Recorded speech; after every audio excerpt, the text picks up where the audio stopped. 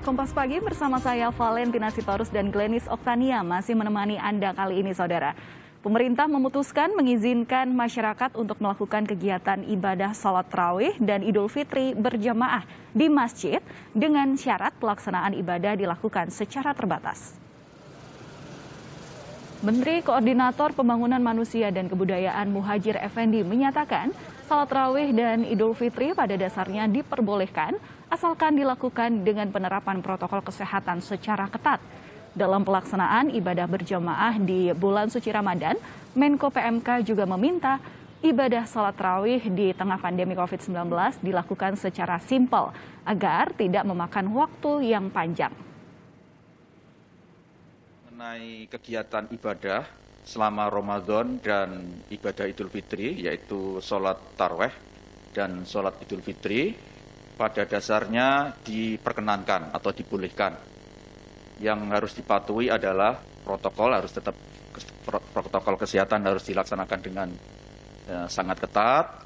Kemudian jamaahnya boleh di luar rumah, tapi dengan catatan harus terbatas pada komunitas. Jadi di lingkup komunitas di mana para jamaahnya memang sudah dikenali satu sama lain. Sehingga jamaah dari luar mohon supaya tidak diizinkan.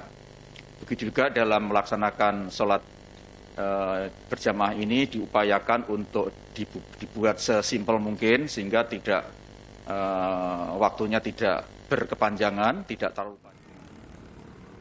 Pengurus Besar Nahdlatul Ulama menyambut baik keputusan pemerintah yang mengizinkan pelaksanaan sholat tarawih dan Idul Fitri di masjid dengan kapasitas 50%.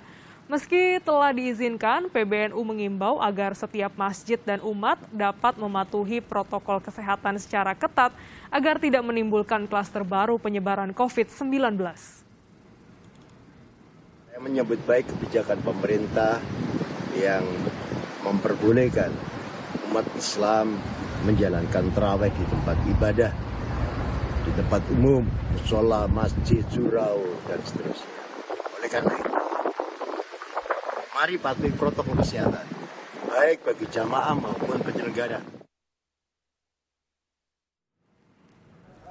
Meski sudah diizinkan oleh pemerintah, PP Muhammadiyah menyarankan umat Islam tetap melaksanakan salat tarawih dari rumah masing-masing.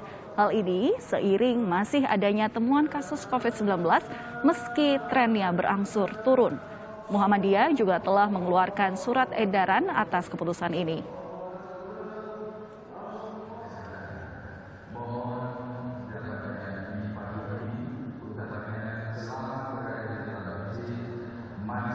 Banggakan yang berlebihan atau bangga yang berlebihan artinya dengan bahwa sekarang ini kita masih dalam suasana pandemi COVID-19. Walaupun angkanya menunjukkan penurunan, tapi kasus COVID ini masih sangat tinggi. Karena itu maka Muhammadiyah menganjurkan kepada warga persyarikatan untuk melaksanakan sholat tarawih di rumah. Kalau melaksanakan di masjid atau di musola harus mengikuti protokol yang sangat ketat. Halo sahabat Kompas TV, saya Ihsan Sitorus, presenter program Saksi Kunci Kompas TV. Jangan lupa terus perbaharui informasi Anda dengan menyaksikan informasi terbaru yang independen dan terpercaya di YouTube channel Kompas TV. Dan jangan lupa klik subscribe, like, komen, dan share, serta aktifkan tanda lonceng untuk mendapatkan informasi terbaru dari YouTube channel Kompas TV. Terima kasih, sampai jumpa.